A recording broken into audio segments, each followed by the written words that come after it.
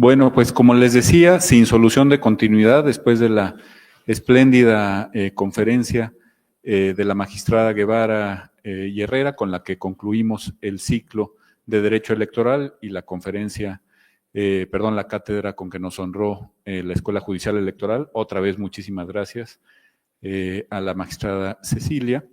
Pues vamos a tener el enorme honor dentro de esto que se ha llamado Grupo Especial de Investigación dentro de la Universidad Pontificia de México.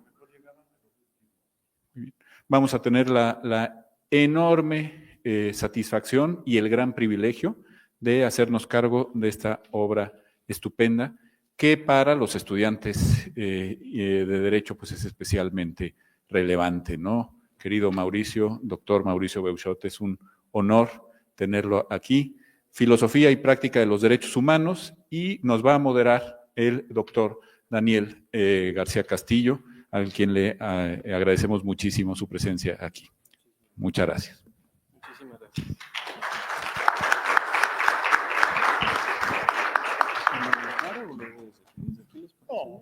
Perfecto. Por supuesto. ¿Qué tal? Muy buenas tardes. Les damos la cordial bienvenida a esta presentación del libro Filosofía y Práctica de los Derechos Humanos del doctor Mauricio Beuchot. Esta edición está publicada por Tirano Blanche en colaboración con la Universidad Pontificia de México y la Fundación Aguirre Azuela Jáuregui. Agradecemos la presencia del doctor Javier Saldaña, coordinador de esta actividad, así como del Grupo de Investigación Permanente Mauricio Beuchot, de la Universidad Pontificia de México, también miembros de la Fundación Aguirre Azuela Chávez Jáuregui, Pro Derechos Humanos, y de la Red Mexicana de Ética y Realismo Jurídico Clásico, instituciones cuyo trabajo conjunto pues, han hecho posible este encuentro. En cuanto a, también agradecemos la presencia del público de la comunidad estudiantil, y pues lo que nos convoca hoy es una obra que reflexiona sobre los derechos humanos, pero no solamente eso, los humaniza, los sitúa en un horizonte filosófico más amplio y sobre todo pues propone vías para su aplicación justa y equilibrada en un mundo pues profundamente complejo. En cuanto a la forma en la que vamos a llevar a cabo esta presentación, haré una breve presentación de la estructura del libro. Después le pediré a nuestros comentaristas, la doctora Diana Alcalá Mendizábal y el doctor Rafael Estrada Mitchell, que nos den sus comentarios. Después le pediré la palabra al doctor Mauricio Beuchot y por último daremos espacio a preguntas del público y pues a unas palabras de clausura, ¿no? El libro Filosofía y Práctica de los Derechos Humanos ofrece una propuesta singular: articular los derechos humanos desde la hermenéutica analógica. Un enfoque que evita los extremos del individualismo absoluto y del comunitarismo cerrado, y que permite reconciliar a la universalidad de los derechos con la diversidad cultural. Como muestra del propio índice del libro, la obra se estructura en 7 grandes ejes temáticos: consideraciones generales sobre los derechos humanos, fundamentación filosófica de los derechos humanos, modelos o paradigmas de los mismos derechos humanos, hermenéutica, ética y derechos humanos, interculturalidad y derechos humanos y decolonialidad, y condicionamientos y perspectivas. El libro parte de una premisa central: los derechos humanos requieren una interpretación justa, prudente y equilibrada que permita ver al otro, al semejante, al análogo, como fundamento ético de su validez. En la introducción, el autor explica que la analogía permite comprender los derechos desde una perspectiva personalista y comunitaria, evitando los extremos del individualismo absoluto y del comunitarismo rígido. Asimismo, la obra aborda temas especialmente relevantes hoy, como la interculturalidad, los pueblos originarios, la decolonialidad, los nuevos derechos, la justicia y las visiones latinoamericanas sobre dignidad y democracia. En suma, este libro no solo expone una teoría, sino que en palabras de los prologuistas, Muestra su relevancia práctica en el mundo actual, ofreciendo herramientas para distinguir lo esencial, comprender al otro y evitar distorsiones ideológicas que dañan tanto a la persona como a la sociedad. A continuación presentaré a la maestra Diana Mendizábal. Si me permite, daré una breve semblanza de su trayectoria. La doctora Alcalá Mendizábal realizó sus estudios de licenciatura, maestría y doctorado en filosofía en la Universidad Nacional Autónoma de México, todos ellos con mención honorífica. Asimismo, recibió la medalla Gavino Barreda para obtener el promedio más alto de su generación en la licenciatura. En su trayectoria profesional como docente e investigadora ha impartido cursos en la licenciatura en filosofía de la Facultad de Filosofía y Letras de la Campus CEU y de la FES Zacatlán en la UNAM. Desde 2015 forma parte del programa de maestría y doctorado en filosofía de la misma universidad y ha dirigido tesis de licenciatura, maestría y doctorado, además de fungir como sinodal en diversos procesos de evaluación. Sus líneas de investigación se centran en la hermenéutica analógica, la filosofía medieval, particularmente la tradición tomista y simbólica, y la reflexión filosófica sobre la facticidad humana. Ha publicado en revistas y editoriales especializadas del área y es integrante del Sistema Nacional de Investigadores e Investigadoras, donde obtuvo el nivel 2 en 2003. Entre sus publicaciones tenemos hermenéutica analógica en la concepción sagrada de la naturaleza, en la revista Intersticios, Filosofía, Arte y Religión, hermenéutica de la naturaleza, hermenéutica, sociedad y objetividad científica, en Ediciones Valladolid, y un libro en coautoría con el doctor Mauricio Beuchot, Hermenéutica y Símbolo. Le cedo la palabra a la doctora Diana Alcalá Mendizábal. Doctora.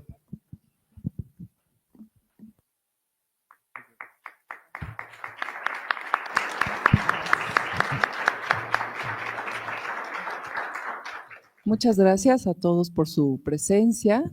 Gracias a la Universidad Pontificia por el apoyo a esta publicación. Y para mí, pues es un honor, ¿qué les puedo decir? Para mí es todo un honor estar aquí presentando una obra magnífica del doctor Mauricio Beuchot. Y bueno, daré algunas palabras. Los derechos humanos se han convertido en uno de los pilares normativos y éticos más importantes del mundo contemporáneo. Su aspiración a la universalidad los coloca en el centro de los debates políticos y filosóficos que involucran culturas diversas, tensiones de poder e interpretaciones de la dignidad humana. En este contexto, la hermenéutica analógica, propuesta y desarrollada por el filósofo mexicano Mauricio Beuchot, ofrece un marco singular para comprender cómo interpretar y aplicar los derechos humanos sin caer en reduccionismos ni en relativismos extremos. La hermenéutica analógica busca establecer una vía media entre la univocidad, que pretende un único sentido rígido, y la equivocidad, que deja todo significado a la deriva. En un mundo multicultural, globalizado y profundamente desigual, esta propuesta hermenéutica brinda un horizonte interpretativo que permite resguardar el núcleo universal de la dignidad humana sin perder de vista la diversidad cultural que caracteriza a la humanidad. Esta magnífica obra, aquí presente, profundiza en la relación entre hermenéutica analógica y derechos humanos, extendiendo la argumentación para mostrar cómo la analogía puede servir como puente para la justicia, la igualdad y la comprensión intercultural. Los derechos humanos no emergen como realidades estáticas ni preexistentes, son el resultado de procesos históricos, luchas sociales y transformaciones culturales.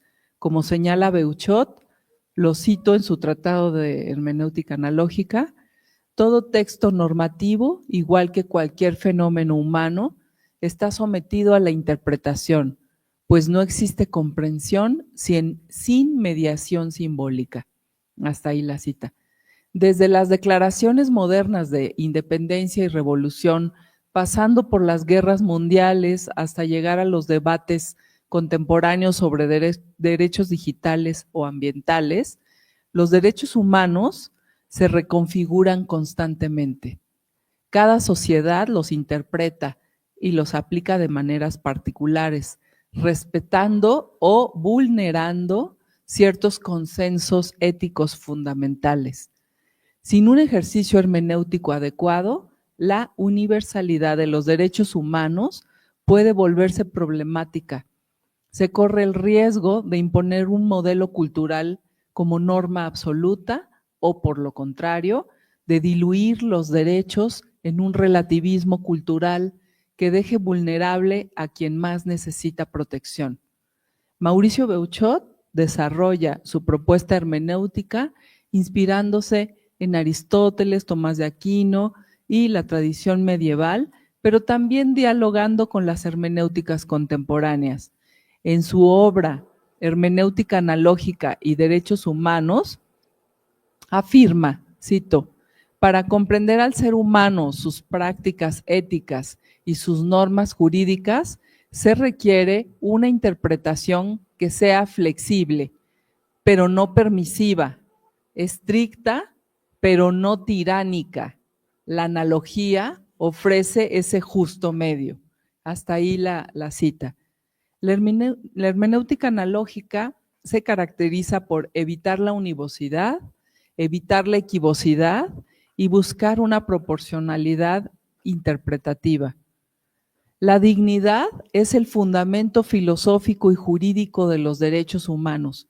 Sin embargo, su definición no es uniforme ni está libre de debates. Culturas, religiones y tradiciones filosóficas difieren. Beuchot subraya, lo vuelvo a citar, la dignidad humana debe entenderse de manera analógica, como algo común a todos, pero manifestado de modos diferentes según la persona, la cultura y la historia. Hasta ahí la cita. Con respecto a los derechos humanos en el contexto multicultural, Beuchot afirma, la analogía permite comprender al otro sin absorberlo ni excluirlo. Hace posible la comunicación intercultural porque respeta lo común, pero también lo diferente. Y con respecto a la interpretación jurídica y el problema del poder, Beuchot advierte, toda interpretación puede ser usada como instrumento de poder. Por ello, la hermenéutica debe acompañarse de prudencia ética y de conciencia de las desigualdades. Desde la perspectiva analógica, los derechos humanos se mantienen abiertos a la historia, pero firmes en su esencia. La hermenéutica analógica fortalece entonces la universalidad de los derechos humanos sin negar la diversidad cultural. Se vuelve indispensable para construir futuros más justos.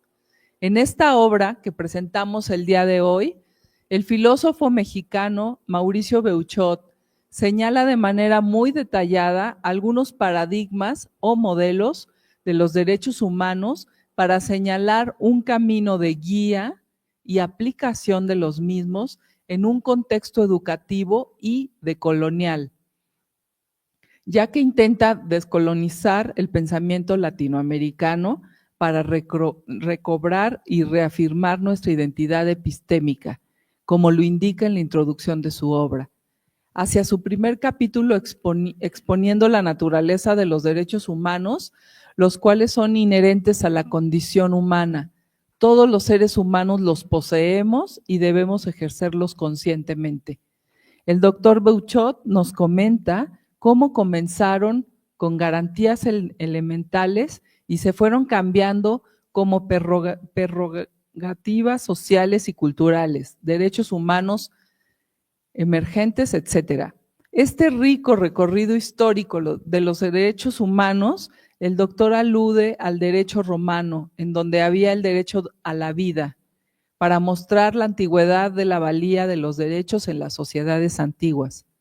A pesar de no haberse respetado totalmente los derechos humanos en múltiples ocasiones a lo largo de la historia, los filósofos se han empeñado en defenderlos y hacer conscientes a los ciudadanos de su derecho natural de existencia para evitar los conflictos y desajustes sociales, ya que el tema de los derechos humanos siempre estará enlazado con el tema del poder. Así que la mayoría de las veces, quien ejerce el poder pasa por encima de los derechos de los otros.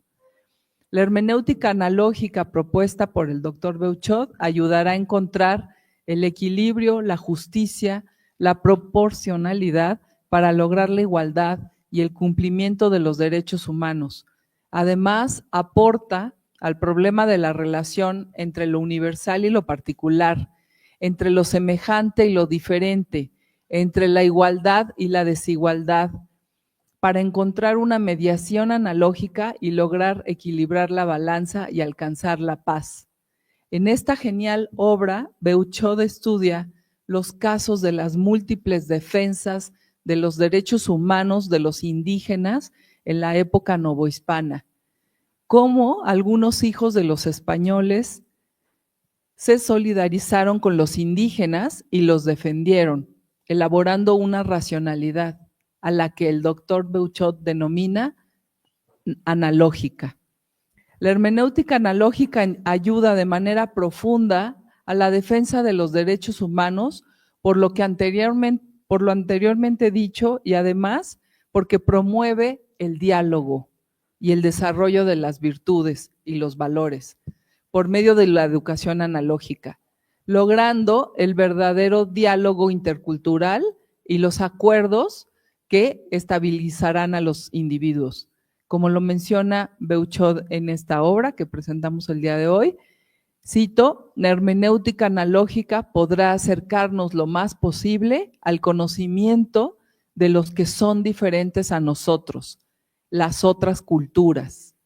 Se necesita una hermenéutica que supere el univocismo reduccionista de los que quieren que todas las culturas lleguen a la identidad en la globalización, perdiendo sus diferencias y así sus riquezas, y también el equivocismo relativista de los que desean que todas las culturas se preserven en todo lo que tienen, aún en las cosas que van contra los derechos humanos.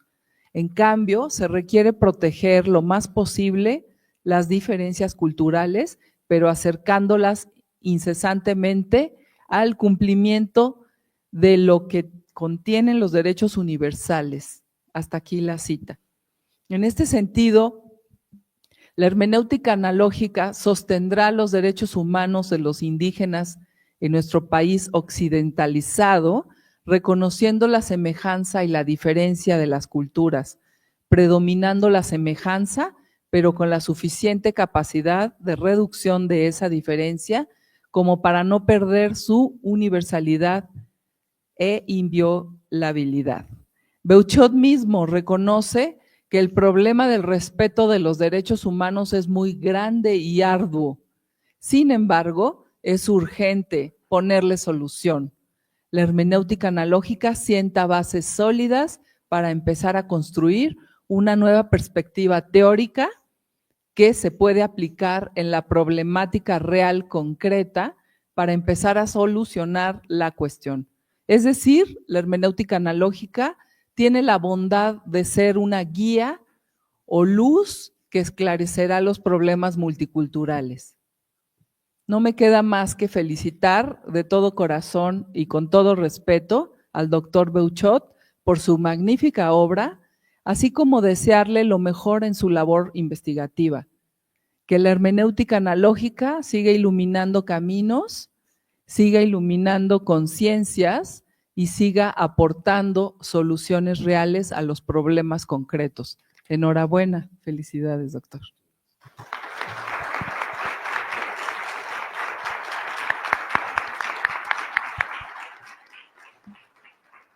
Muchísimas gracias, doctora Diana Alcalá. A continuación les haré una breve presentación de nuestro segundo comentarista, el doctor Rafael Estrada Mitchell. El doctor Rafael Estrada Mitchell es abogado por la Escuela Libre de Derecho, institución en la que se graduó con 3 menciones honoríficas, Cursó un diplomado en Antropología Jurídica en la Escuela Nacional de Antropología e Historia y realizó su doctorado en Derecho en la Universidad de Salamanca, España, donde obtuvo el Premio Extraordinario de Doctorado. Desde 2004 se ha desempeñado como profesor de Derecho Público, Derechos Humanos e Historia Jurídica en diversas instituciones nacionales e internacionales. Ha ocupado cargos relevantes, entre ellos el de director general del Instituto de la Judicatura Federal, Escuela Judicial de 2019-2020, y director general del Instituto Nacional de Ciencias Penales de 2012 a 2016. Es director general de la revista Tiempo de Derechos y coordinador académico del Instituto de Ciencia Jurídica de la Fundación Aguirre, Azuela, Chávez y Jáuregui Pro Derechos Humanos. Sus líneas de investigación abarcan la historia constitucional mexicana, la teoría del derecho y la hermenéutica jurídica. Es miembro del Sistema Nacional de Investigadoras e Investigadores y de la Academia Mexicana de Jurisprudencia y Legislación. Asimismo, ha coordinado programas de posgrado en Derechos Humanos y Seguridad Pública, además de publicar libros y artículos especializados y colaborar en distintos espacios de divulgación jurídica. Algunas de sus obras son Obedezco pero no cumplo, lecturas para los programas de Historia Constitucional en México, de Tirant lo Blanch en 2020, El centralismo en las constituciones de México, coautor también en Tirant lo Blanch en 2023, Tácticas parlamentarias hispanoamericanas en 2012, Lecturas de la Constitución en 1917, de 1917, en 2017, La función crítica a la legolatría, historia jurídica en el México de los derechos, en el Anuario de Historia de Derecho Español en 2016, entre otras de sus publicaciones. Le cedo la palabra al doctor Rafael Estrada Mitchell, a quien agradecemos profundamente.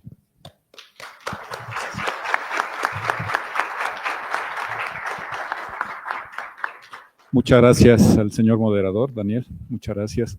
Con la venia de su señoría, con la venia de la mesa, por supuesto, de todas y todos ustedes. Quiero, primero que nada, agradecer enormemente la posibilidad de tener una exposición de un libro de tan alto nivel, y como decía Baltasar Gracián, además, lo breve, si bueno, dos veces bueno, ¿no? O al revés, lo bueno, si breve, dos veces bueno. Y este es un libro de una enorme concentración de conocimiento que nos va a servir muy particularmente, doctor Beuchot, en la Escuela de Derecho de la Universidad Pontificia para tener una visión integral, complejizante, no reduccionista de los derechos humanos. Así es que muchas gracias, por supuesto, al autor, muchas gracias a la doctora Alcalá por su magnífica presentación, muchas gracias a quienes hicieron esto posible, la Red de Ética y Realismo Jurídico, muchas gracias al doctor Javier Saldaña, por supuesto, a nuestro gran benefactor y gran amigo de esta casa, el padre maestro Luis Antonio Chavarría, a Fernando Rojas, bueno, a todas los integrantes, Irene, de la Red de Realismo y Ética, que es fundamental y ha sido fundamental en este año de trabajo de la Universidad Pontificia. Y gracias también a la Fundación Aguirre, Azuela, Chávez, Jáuregui, aquí está Susi, aquí está Karen, que nos han hecho también partícipes como Universidad Pontificia de esta espléndida, porque no hay otra forma de llamarla, edición de Tirant lo Blanc. Así es que muchas gracias también a la Fundación Aguirre Azuela. Don Mariano Azuela murió precisamente este año y don Mariano, que inspira los trabajos de esta fundación, pues fue doctor honoris causa por esta casa de estudios.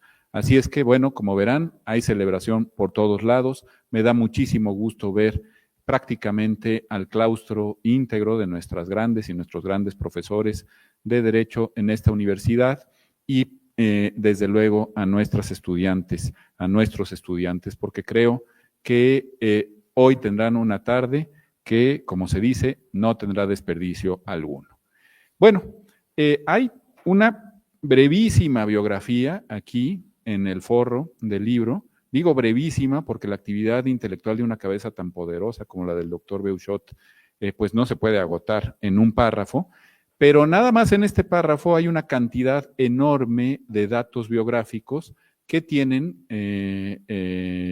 para ustedes, alumnas y alumnos, particular relevancia por un motivo biográfico, autobiográfico, lo voy a decir.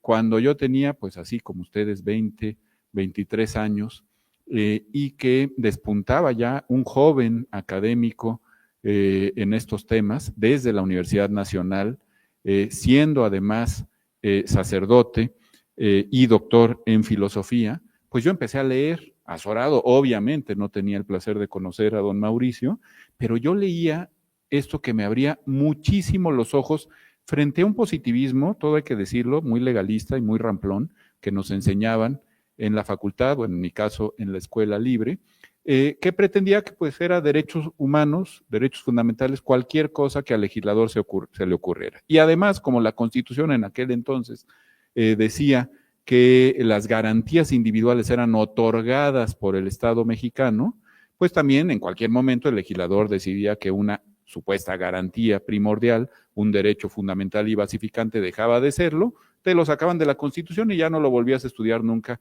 en el curso de garantías y amparo. Así de ramplón, lo comentábamos hace un momento en la espléndida conferencia de la magistrada Cecilia Guevara.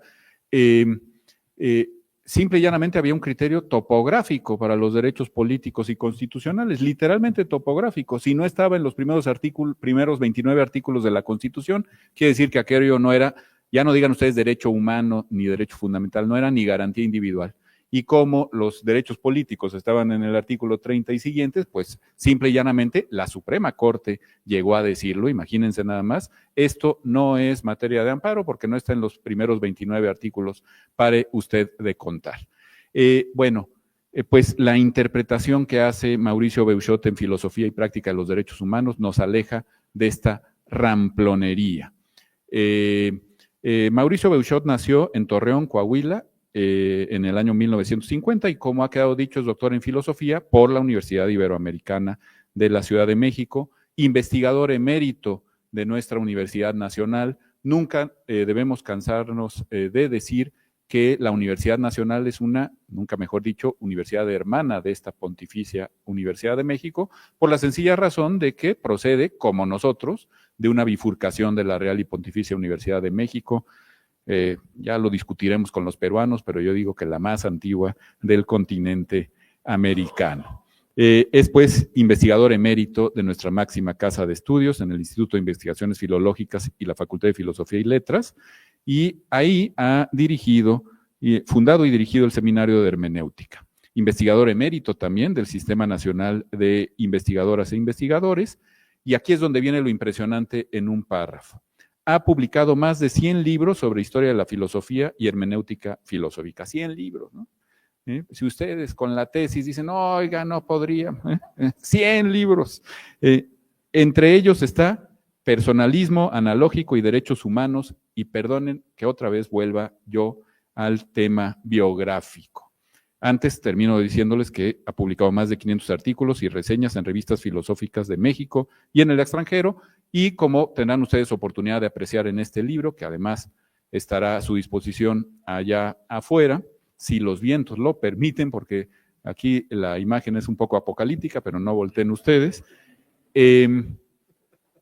Ustedes tendrán ocasión de ver cómo, efectivamente, como nos decía la doctora, estamos hablando del fundador de una importantísima corriente filosófica, la hermenéutica analógica. Y voy ahora, entonces, al segundo punto biográfico. Ya quedó claro que me impresionaron mucho sus textos cuando era yo estudiante, particularmente, no tanto para la filosofía del derecho, que se seguía estudiando de manera muy tradicional, cuanto para la historia del derecho en México, esa materia apasionante que se resiste a ser excluida, aunque los siempre tremebundos y temerarios reformadores de planes de estudio la acechan, ¿verdad? Bueno, pues en algunas instituciones como en esta, tratamos de mantenerla a toda costa, porque nos enseña muchísimas cosas.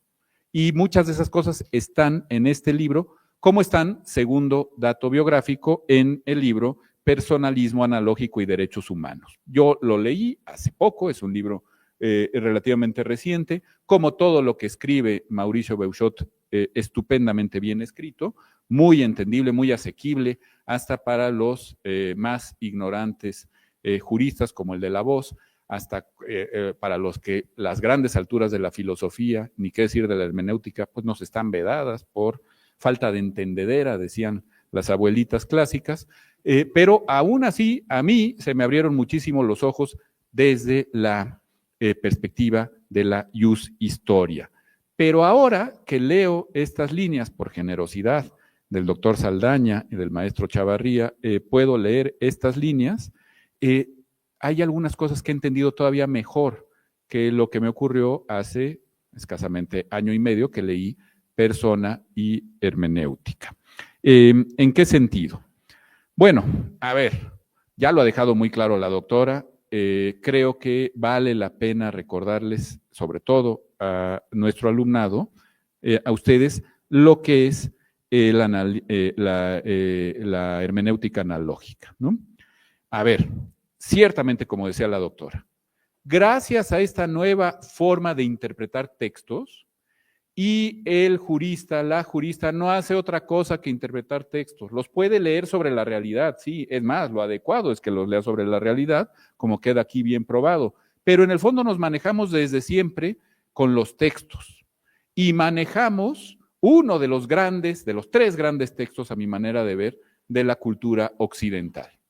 Porque así como existe la Biblia, en sus dos testamentos, para la religión judeocristiana, y existen los diálogos de Platón o los analíticos posteriores de Aristóteles para la filosofía, nosotros nos movemos, somos y existimos en el digesto de Justiniano.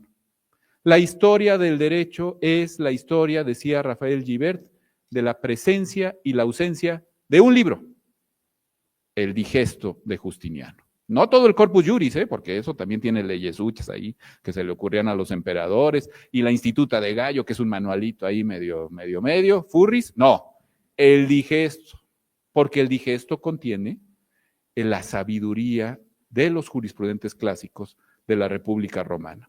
Y cuando ha habido digesto presente, pues lo que ha habido es la República Romana o los siglos bajomedievales o los Magni Hispani, a los que se refiere Mauricio Beuchot, es decir, los teólogos juristas españoles. Cuando retrocede el digesto, que porque hay que estudiar derecho aeronáutico y que es más importante la ley general de aguas, que no es lo mismo que la ley federal de aguas, y entonces mejor estudia eso, porque eso es lo realmente importante, lo práctico, y nadie se ocupa del digesto, bueno, pues tenemos lo que tenemos, ¿no? Creo que no tengo que describirlo. 2.500 escuelas de derecho en el país, en donde se estudia todo menos derecho, ¿no? Absolutamente todo menos lo jurídico. ¿Por qué? Pues porque el librito del digesto, pues eso lo hicieron unos romanos locos y no tiene ningún sentido. La hermenéutica analógica se funda en la interpretación de textos, en los textos dorados de la jurisprudencia, para el caso de nuestra rama del conocimiento. Y como decía muy bien la doctora, con eso superamos varios extremos igualmente perniciosos, si me lo permiten, porque aquí no se trata de atacar nada más a unos y dejar libres de culpa a los demás, para todos hay, ¿no? Aquí repartimos y lo que es, como dice el dicho también, lo que es parejo no es chipotudo, ¿no? Tanto los extremos del univocismo, es decir, la idea de que solo existe una interpretación para todos los significados, una sola que es válida, lo cual lleva literalmente al integrismo, al fundamentalismo, y hay que guardarnos de los fundamentalistas, inclusive de los fundamentalistas de los derechos fundamentales. Y por otro lado, el extremo del equivocismo, múltiples interpretaciones irreductibles sin ninguna unidad, de chile, de dulce y de manteca, como decimos en México. En cambio, la hermenéutica analógica, que también ha desarrollado el doctor Beuchot, permite varias interpretaciones válidas, pero reducibles a cierta unidad y coherencia. Aceptar que el otro tiene o puede tener, si no toda la razón, porque nadie la tiene completa, algo de la razón, e integrar esas razones en un conocimiento mucho más integral y complejizante de la realidad.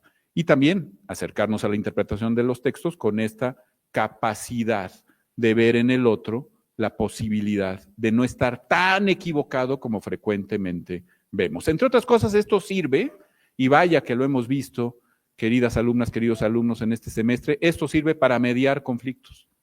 para entender que no siempre toda la razón está de nuestro lado y que seríamos muy integristas y por lo tanto muy miopes en creer que así fuera. Esto ha servido en el derecho magníficamente bien.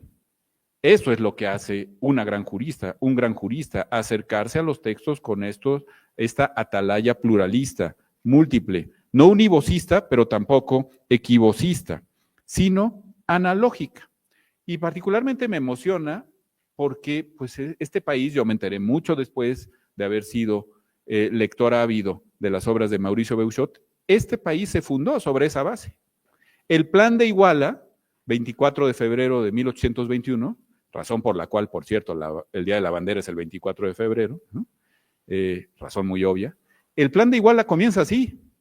Necesitamos una constitución peculiar, adaptable al reino, análoga a las circunstancias del país, que lea en la realidad para no andar importando el modelo de Cádiz, pero tampoco el de Filadelfia, que no es análogo a nuestras circunstancias. Es muy emocionante que hayamos empezado a nacer, a vivir la vida independiente así. Lo malo es que luego se nos olvidó. Y como no nos salió el modelo análogo, pues acudimos al fácil expediente de copiar, además en el jarrito barroco que todo cabe, ¿no? Por aquí está muy bien citado Octavio Paz en eso, ¿no? El sincretismo analógico.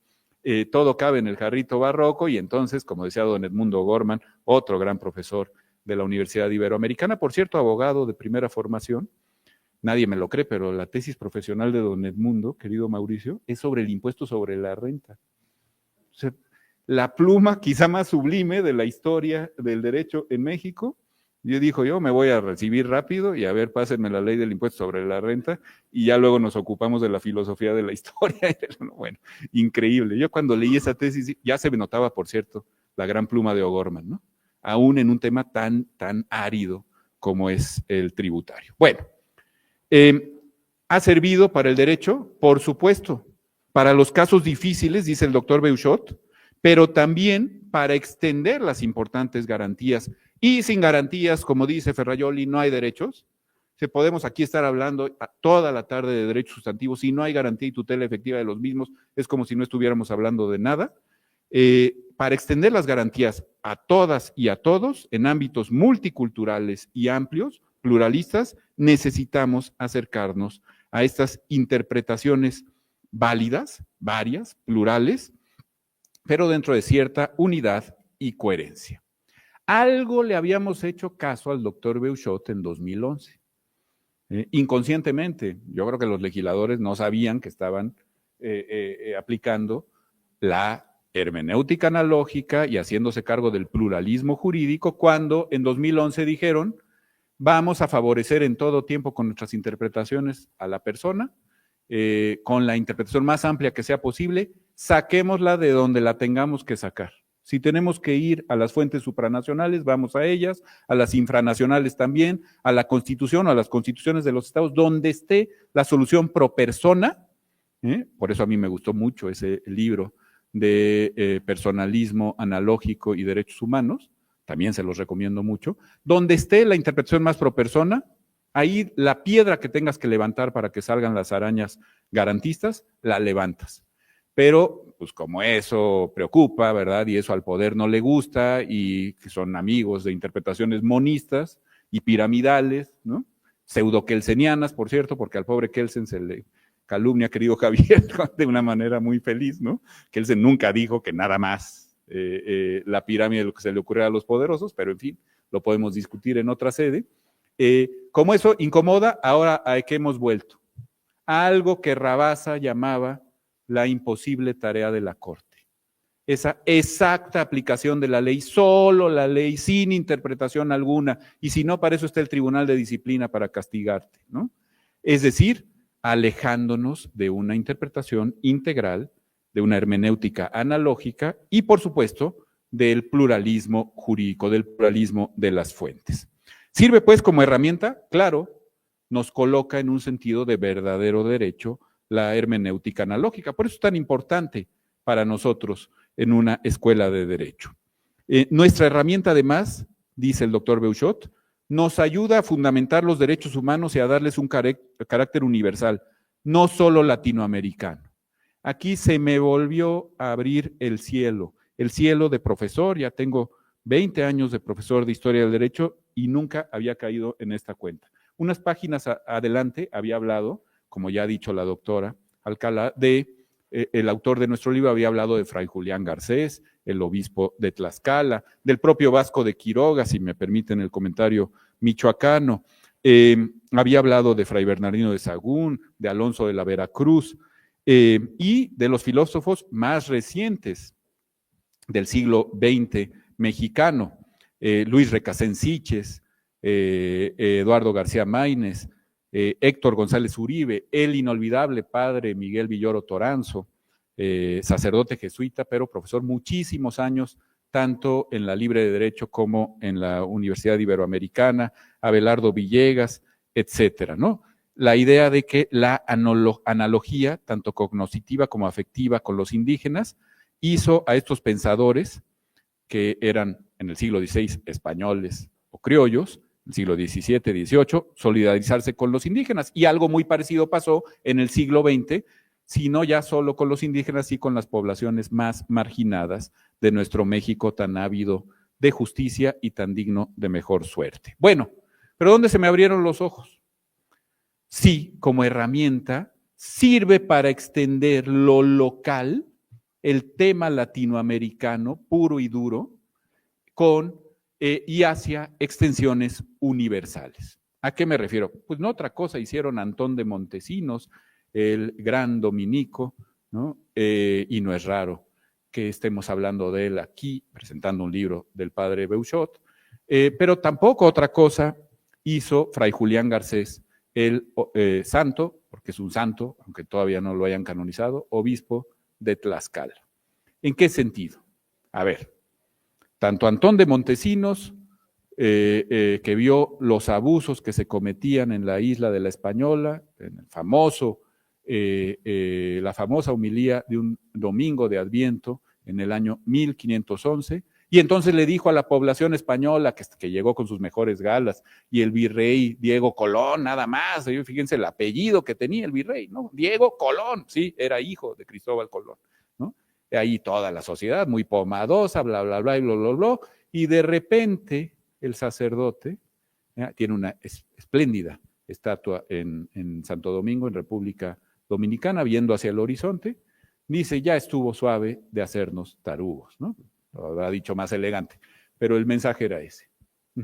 Es que no veis cómo tratáis a vuestros hermanos, no veis que están hechos de la misma sustancia que vosotros y que por lo tanto estáis obligados a amallos y a respetallos como a vosotros mismos.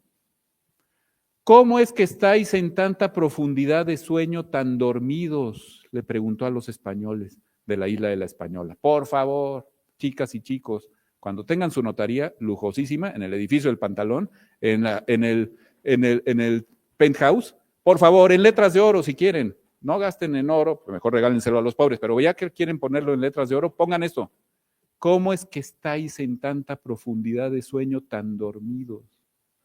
¿Cómo es que no veis que estáis exterminando a la población de indígenas caribes, que terminaron exterminados? Bueno, lo que hace Antón de Montesinos es extender esa prédica protectora de los indígenas, analogarla a todos los seres humanos. No tenemos derecho a oprimir a ninguno de nuestros semejantes. Es un pecado gravísimo. De hecho, sujeta a la isla, corríjame, doctor Beuchot, pero la sujeta a la pena canónica del entredicho. Y ahí van a quejarse los colones y demás amigos con el rey, y para sorpresa de ellos, le dan la razón a Antón de Montesinos, en la orden de predicadores, pero también la corona española. Y luego, ¿qué tendrá que ver esto con Julián Garcés? Bueno, el obispo de Tlaxcala, que por cierto se le aparecen unos angelitos en sueños y le dicen funda una ciudad aquí al ladito, y por eso se llama Puebla de Los Ángeles, por el sueño de Julián Garcés. Al obispo Julián Garcés se le ocurrió enviar una representación al Santo Padre, Paulo III. Si han visto la serie de los Tudor, ahí sale Paulo III, y el actor que hace de él es Lawrence de Arabia, Peter O'Toole, ¿no? Es el que sale de Paulo III, el Santo Padre. Bueno, por cierto, cuando aparece en esta serie, cosa curiosa, que luego tienen buenos historiadores los que hacen las series de televisión, es justo cuando le están pasando la bula sublimis Deus afirma. ¿Y qué dice la bula sublimis Deus? No crean que, pues sí, los voy a tener que spoilear, como dicen ustedes un poquito, ¿no? Pero aquí lo van a encontrar mucho mejor escrito de lo que yo pueda hablar. La bula sublimis Deus procede de la representación de Fray Julián Garcés al Santo Padre, en donde le dice, la situación de los indígenas es insostenible.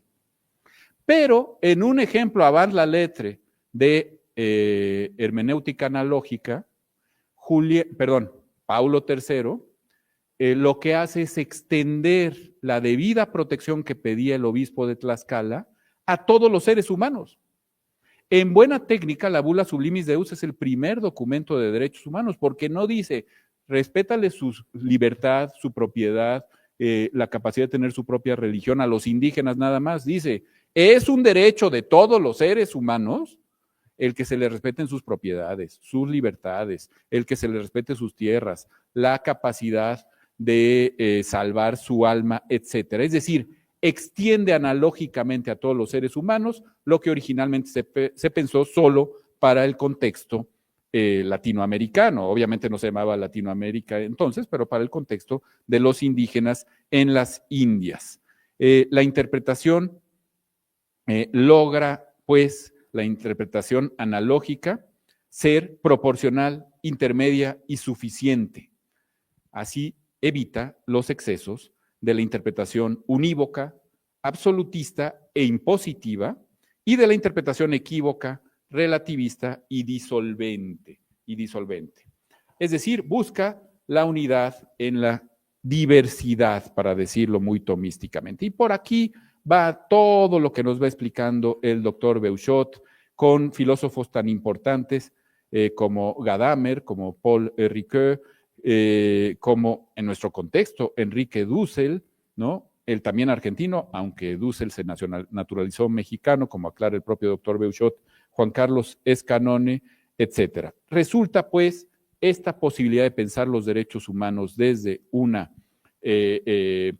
hermenéutica analógica, lo bastante consistente para resguardar su universalidad, la universalidad de los derechos humanos, a pesar de las diferencias que reconoce nuestra sociedad multicultural. Es decir, no cae en esos relativismos de, bueno, pero pues es que no es propio de sus culturas, entonces respétales que, por ejemplo, no tengan el menor respeto por las mujeres o no les permitan acceder a cargos públicos, o a la mujer adúltera la amarren de una ceiba para que se la coma el jaguar, porque pues son sus derechos humanos, ¿no? Es su forma de ver las cosas, son sus costumbres. No caemos en esos relativismos, como tampoco caemos en el absurdo eurocentrismo y occidentalismo de decir solo son derechos humanos los que se le ocurrieron a Danton, a Robespierre y a Marat mientras guillotinaban a media humanidad, ¿verdad?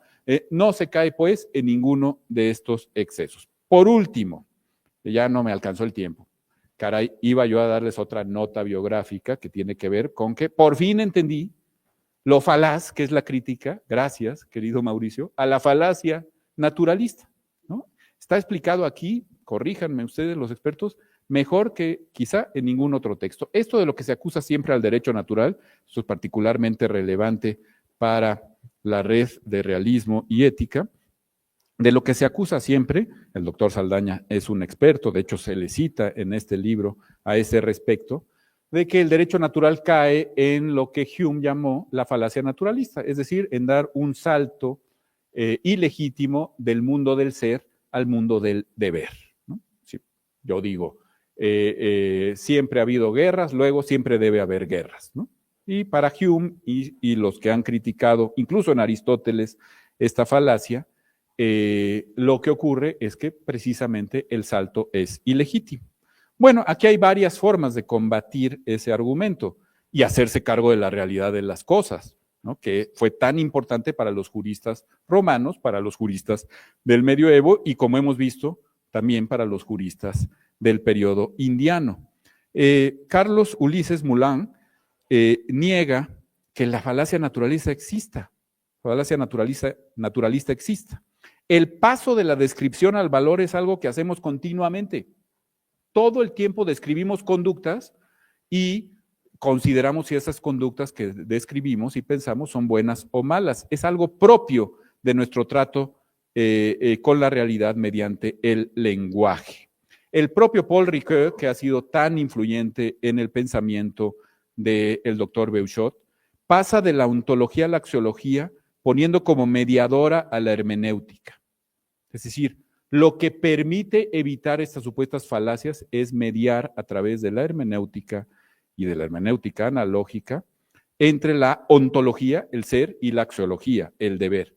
Pues bien, dice el doctor Beuchot, así se puede poner como tal mediación la hermenéutica analógica icónica. Y para acabar, permítanme esta frase, que otra vez me abrió los ojos, de Hilary Putnam. Dice, a mí me encantan estos sarcasmos, la verdad, ¿no? Perdone. Que la que es falaz, dice Putnam, es la falacia naturalista. A ver, voy a tratar de explicar si lo entendí bien. Pues pasa del ser, nuestra cultura actual, ¿no? Donde no describas nada, no critiques nada, no digas nada, nuestra cultura actual de la cancelación. La falacia naturalista pasa del ser, que es la cultura actual, cientificista, ¿no? Esta idea de que solo lo que se pueda probar con un determinado concepto de ciencia realmente existe, todo lo demás es metafísica, cuando no superstición. Es decir, de ese ser, el cientificismo moderno, pasamos al deber ser. ¿Cuál deber ser? No debes dar el paso falaz naturalista. No des el paso de la realidad que tú ves a lo que tú crees que debe ser. Tiene razón Putnam, nunca había caído en eso. Eso es una falacia naturalista. Lo que tanto critican desde Hume los liberales, para decirlo con claridad, es en lo que incurren. Ser, solo la ciencia es válida. Deber ser, nunca des un paso de lo que tú consideras que es hacia lo que tú consideras que debe ser. Ellos mismos incurren en lo que señalan como falacia naturalista. En fin, pues yo me congratulo de esta tarde de decepción, se lo agradezco muchísimo a nuestro autor, a nuestros editores, a quienes han promovido esta actividad. Creo que será de enorme utilidad para nuestro alumnado y, querido doctor Beuchot, esta es siempre su casa y está muy orgullosa de ser su casa. Muchas gracias.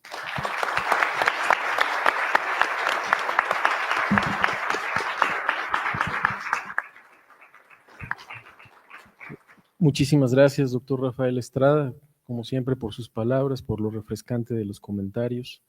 Y también le agradezco porque ya no me queda más que pedirle al doctor Mauricio Beuchot, ya que nos ayudó con los datos biográficos del doctor Beuchot, le agradezco al doctor Beuchot por sus siguientes palabras. Le doy la palabra, doctor. Sí, muchas gracias. Muchas gracias. Muchas gracias.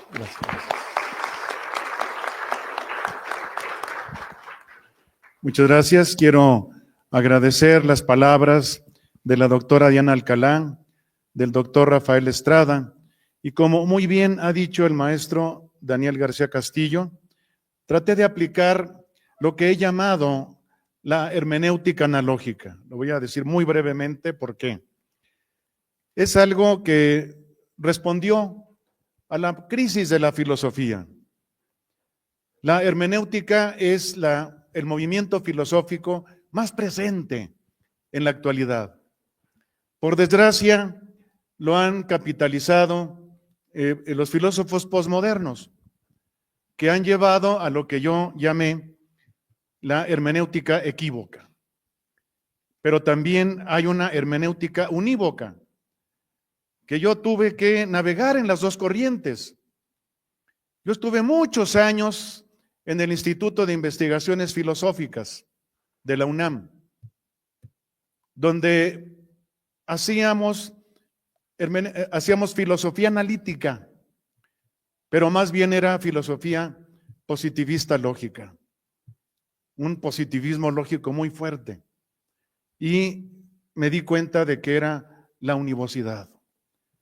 En filosofía del lenguaje hay 3 modos de significar: el unívoco, el equívoco y el analógico. Desde Aristóteles hasta Quine, hasta lo más reciente en filosofía del lenguaje. Y ha faltado la analogía. La modernidad o no entendió o no quiso a la analogía. Y por eso hemos estado distendidos en hermenéuticas unívocas y hermenéuticas equívocas, que lastiman mucho a la hermenéutica y a la filosofía misma. En filosóficas, en el Instituto de Investigaciones Filosóficas, les digo, cultivábamos la filosofía analítica. A mí me gusta mucho, es muy elegante. Lógica, matemática, filosofía del lenguaje, filosofía de la ciencia, mucha filosofía de la ciencia y lógica. Era un reprobadero sabroso en lógica matemática, ¿verdad? Porque ahí ya después vino la posmo y los chavitos dicen, yo siento, por lo menos di yo pienso, ¿verdad? Y ahí no había salida. P entonces Q para toda X, y te tiene que salir tu argumento. Y después vino la posmodernidad. Y entré en una crisis de angustia tremenda. Porque me invitaron al Instituto de Investigaciones Filológicas y allí, igual que en la Facultad de Filosofía y Letras, es la posmodernidad tremenda. Ya se acabó. Afortunadamente ya está de salida la posmodernidad, ya está exhausta, se acabó. Ahora viene un gran movimiento, no voy a tener tiempo de hablar de él, pero lo menciono, el nuevo realismo, the New Realism Philosophy, que está capitaneado por un gran amigo mío, Maurizio Ferraris, que además, curioso, discípulo de Gianni Vattimo, el gran filósofo posmoderno. Yo fui muy amigo de este posmo, de Vattimo, era simpatiquísimo, pero era un desastre, porque era una hermenéutica totalmente relativista. Si ustedes lo querían injuriar, le podían decir relativista, relativista, relativista. Y le decía, no soy relativista. Claro que lo era. Era la filosofía, el pensiero débole, el pensamiento débil. Y totalmente el relativismo absoluto y lo que yo llamo la hermenéutica equivocista. Ya lo han entendido.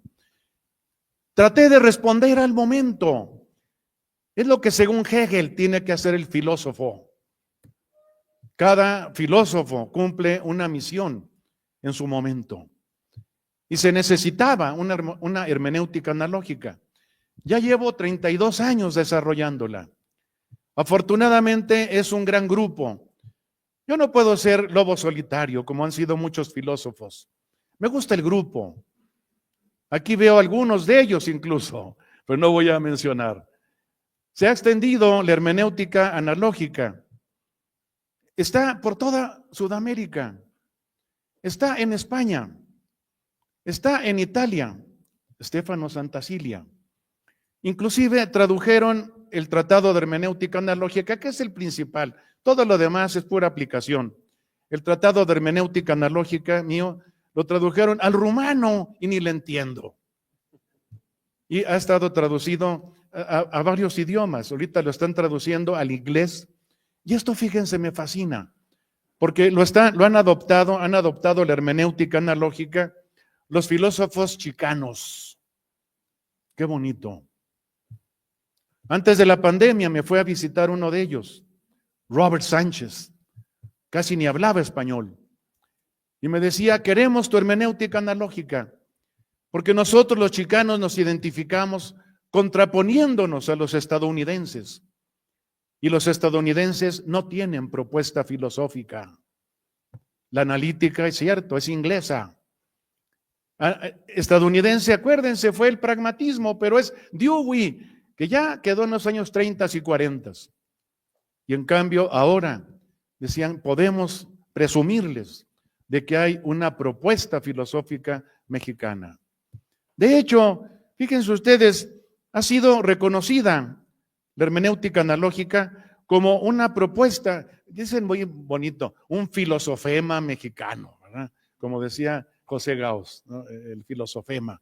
Es un filosofema mexicano, una propuesta mexicana de filosofía reconocida por un gran historiador de la filosofía contemporánea mexicana, Guillermo Hurtado. El doctor Guillermo Hurtado, que fue director nada menos 2 periodos del Instituto de Investigaciones Filosóficas. Pero también ha sido reconocido como un filosofema latinoamericano por el grupo de filósofos latinoamericanistas de la UNAM, que son los que siguen ahora a don Leopoldo Sea, nuestro maestro. Y Mario Magallón y Juan de Dios Escalante han reconocido la hermenéutica analógica como una propuesta filosófica no solo mexicana, sino también latinoamericana. Y finalmente, un gran amigo mío, el gran hermeneuta, yo creo que es ahorita el mejor hermeneuta que tenemos en el mundo, discípulo de Gadamer, traductor de Gadamer, el canadiense Jean Grondin, que dice, no, ya la hermenéutica analógica es mundial. Es decir, ya, por eso dediqué un capitulito a la decolonialidad, no solamente porque fui muy amigo de Enrique Dussel. Recuerden, Enrique Dussel tenía la analéctica y él siempre me iba a ver, ahí estaba yo de coordinador del Centro de Estudios Clásicos de la UNAM, y me decía, tenemos que apoyarnos, porque tú y yo somos los filósofos aquí de la analogía. Sí, Enrique, sí. ¿Verdad? Él, muy argentino, me decía, ¿por qué no me citas? Claro que sí lo citaba, él no me leía. No era digno de que me leyera, y mi venganza era esa, no decirle. Pero claro que lo citaba mucho. Igual a otro gran de la analéctica, Juan Carlos Escanone. Fui amigo de los dos y quiero que sea una propuesta latinoamericana. Incluso le pregunté a Juan Carlos Escanone, ya los dos ya murieron. Híjole, ya están muriendo todos mis amigos, ya me dio miedo, ¿verdad? Y le pregunté, ¿quién inventó la analéctica? ¿Enrique o tú? Ninguno de los dos. Es de un filósofo alemán, Laquebrink, Bernard Laquebrink. Por eso, miren, yo he lanzado una filosofía decolonial analógica. La que hemos tenido es una decolonialidad unívoca. Es tirar a la basura todo lo que venga de Europa. Y eso no sirve. Es como echarnos la soga al cuello. Si el mismo Enrique Dussel y Juan Carlos Escanone tomaron la analéctica de un filósofo alemán, tenemos que tomar de donde venga. Yo aquí aplico más bien lo que nos decía en clase don Leopoldo Sea, nuestro maestro. Decía, usen lo que quieran. En aquel tiempo, claro, estructuralismo, marxismo, filosofía existencial, pero aplíquenlo a México. Sí, no es tirar a la basura lo demás. Eso sería una decolonialidad equívoca. Yo quiero que sea analógica. Y así también se ha aplicado al derecho. Recordemos que existe la asignatura de hermenéutica jurídica. Me imagino que existe en la facultad, porque me han dicho que no. Hermenéutica jurídica. Pues es pecado mortal, mi querido Rafael. En muchas, una buena universidad tiene hermenéutica. Bueno, ya, hasta ahí, ¿verdad? Pero es que, de veras, no solamente porque les digo que es la corriente filosófica más presente en este momento. Les decía que por desgracia se han apoderado de la hermenéutica los posmodernos, pero ya los posmodernos están de salida. Era una hermenéutica equívoca. Así como el positivismo tuvo una hermenéutica unívoca, el posmodernismo ha tenido una hermenéutica equívoca. Y también la encontré en la hermenéutica jurídica. Hermenéutica unívoca jurídica, Emilio Betti, que quería una hermenéutica totalmente rígida, absoluta, que encontrara el auténtico significado de las palabras. Pero también encontré en Argentina filósofos del derecho posmodernos. Fui muy amigo, ya se me murió, les digo que ya todos mis amigos se me están muriendo, ya me dio miedo, ¿verdad? De Carlos Cárcova, que tiene un libro sobre la oscuridad del derecho, y que me decía, mira, es que la ley es elástica, y le hacía así, ¿verdad? Dije, ay, qué padre, que a todo dar, pues un relativismo completo. Y el derecho era únicamente lenguaje, texto, o sea, pura hermenéutica posmoderna. Pero ya, la posmodernidad ya salió. Por eso ya termino con esto. Creo que la hermenéutica analógica, y ya después ustedes me lo dirán en sus preguntas, yo termino con esto. Creo que la hermenéutica analógica ha respondido a algo en la crisis de la filosofía misma, y no sé si también incluso del derecho. Ahora que los jóvenes ya no admiten argumentos, ahora admiten datos. Ayer hubo una cosa aquí sobre inteligencia artificial. Estuvo Jorge Linares, que fue director nuestro de la Facultad de Filosofía, hablando de inteligencia artificial. Ahora me decía él, no, mira, ahora los jóvenes ya no admiten argumentos, datos, ¿verdad? Entonces, termino con esto. Miren, yo no me lo explico. Libros individuales sobre hermenéutica analógica, 170. ¿A qué filósofo mexicano le han escrito 170 libros sobre su propuesta? Libros colectivos sobre hermenéutica analógica, porque ahora yo soy muy malo para la computadora, pero mis ayudantes, mis chavos saben todo. ¿Y qué? Base de datos, creo que le llaman. No, doctor, hay base de datos, la tenemos aquí. Libros colectivos sobre hermenéutica analógica, 180. Ya tesis, 200. Claro, la mayoría en la UNAM, pero también nos llegan de Suecia, de Canadá, de Australia, y acaba de llegar una de África.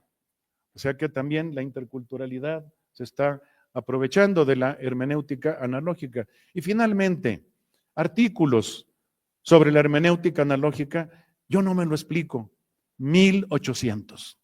Muchas gracias.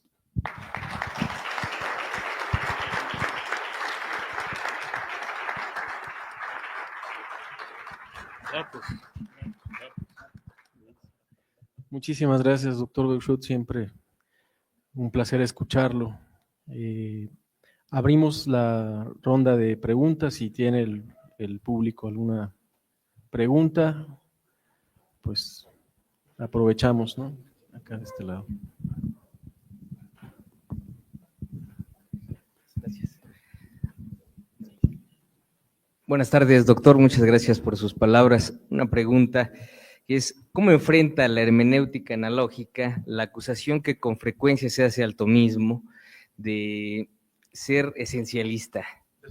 De esencialista. Sí. Mire, gracias. Qué buena intervención, profesor. Mire, porque ahora, por eso ha surgido el nuevo realismo. Inclusive hasta en estética, porque ya ve que la estética era la parte de la filosofía que estaba más al cabo de la calle, porque ya no sabe uno distinguir una obra de arte de un engaño, de un bodrio, ¿verdad?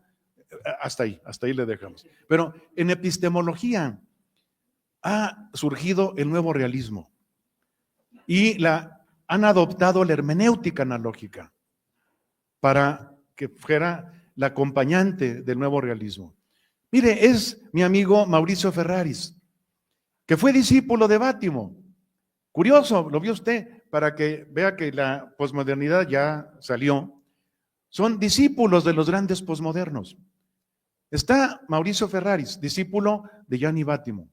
Está el francés Quentin Meillassoux, discípulo de Badiou y de Deleuze. Está el estadounidense Graham Harman, están muchos, Bryant, jóvenes, y uno que es tremendo, ¿verdad? Bryant, son muy jóvenes, pero muy brillantes, filósofos muy jóvenes. Y eso me llamó mucho la atención porque está cundiendo muchísimo el realismo. Lo cual significa esto que usted preguntaba, que ya quieren volver al realismo, ya dejarse de la equivocidad, el relativismo, todo lo que significó, que incluso llega al escepticismo. Si no nos damos cuenta, si no ponemos un cortapisa, ¿verdad? Una cortapisa, se nos va y se nos va hasta que ya no podemos salir del relativismo y caemos en el escepticismo. Le agradezco mucho su intervención.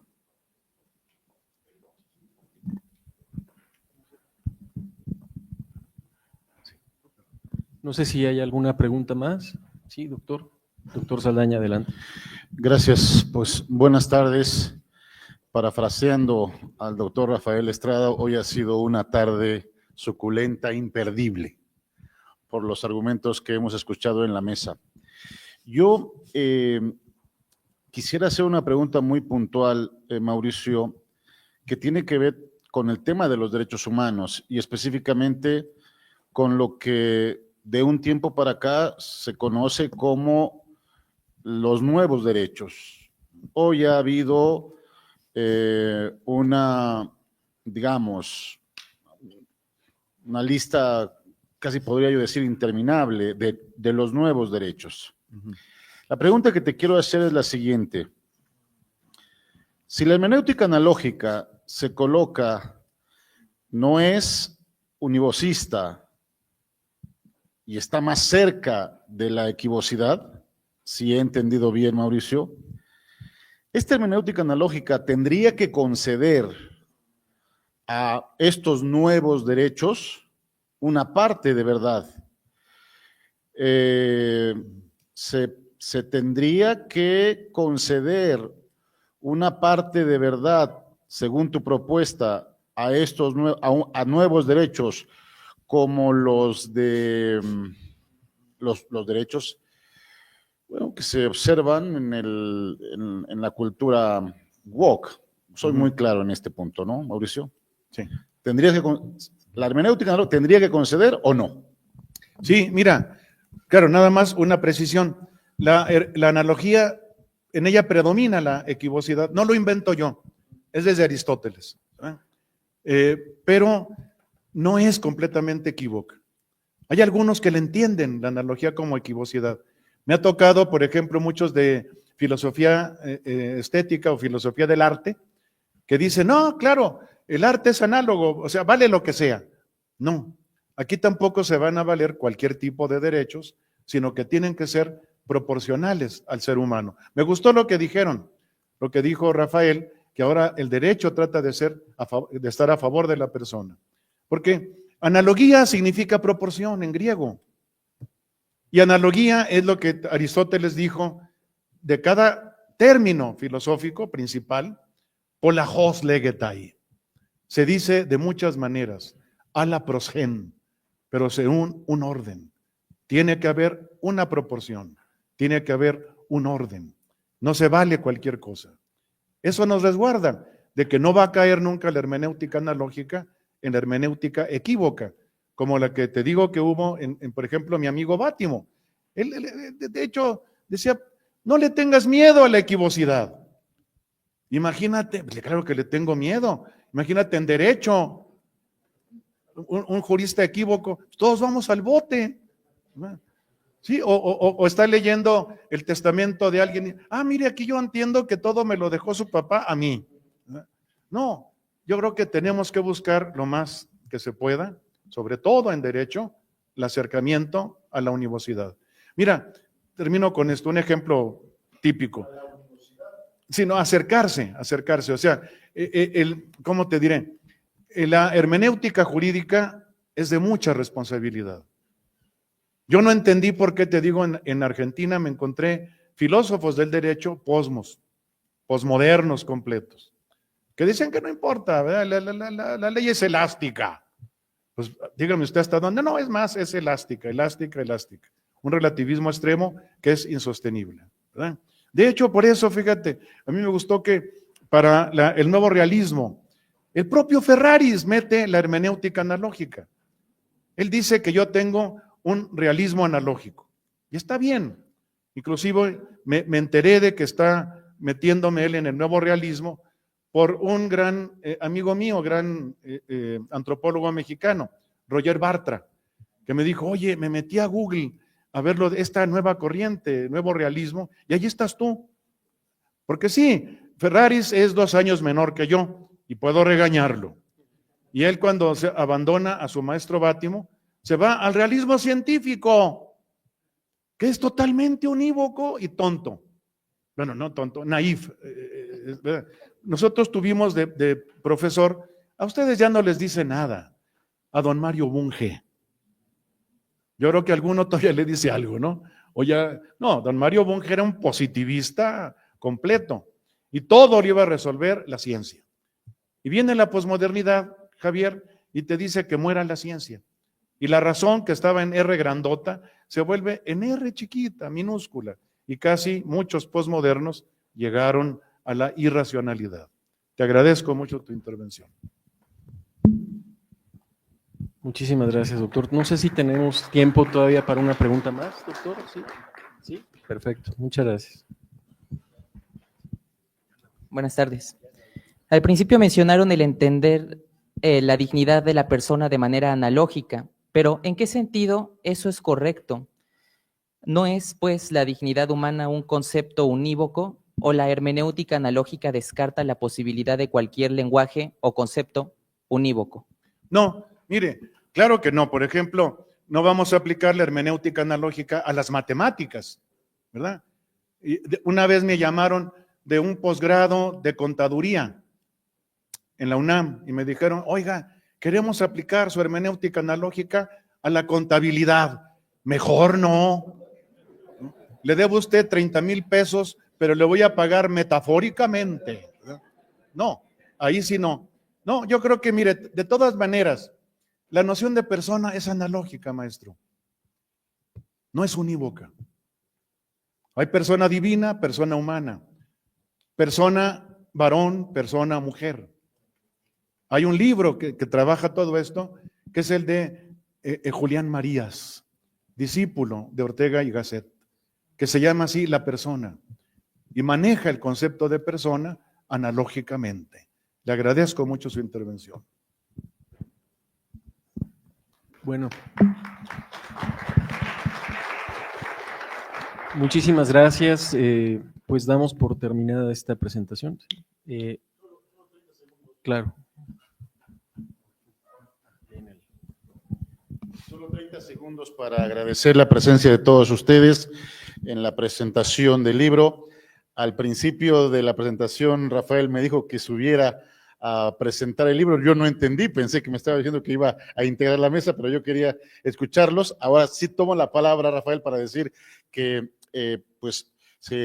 esta es una más de las actividades que estamos realizando en el grupo de investigación sobre el pensamiento de Mauricio Beuchat, que tiene su sede en la Universidad Pontificia, y que quisiéramos que ustedes se enteraran de todas estas otras actividades que haremos a partir del próximo año, los cursos que tendremos, y eso era lo que quería decir. Agradezco a la Universidad Pontificia el auspicio para esta presentación, a la editorial que financió la publicación de este libro, por supuesto a la doctora Alcalá, a Mauricio, gracias también Daniel, Rafael, magistrada, muchas gracias por estar en la mesa. Padre Chavarría, pues con esto concluimos nuestra presentación y están cordialmente invitados a pasar a la cafetería, a tomar un refresco, un pequeño bocadillo, por el frío que está haciendo allá afuera. Gracias.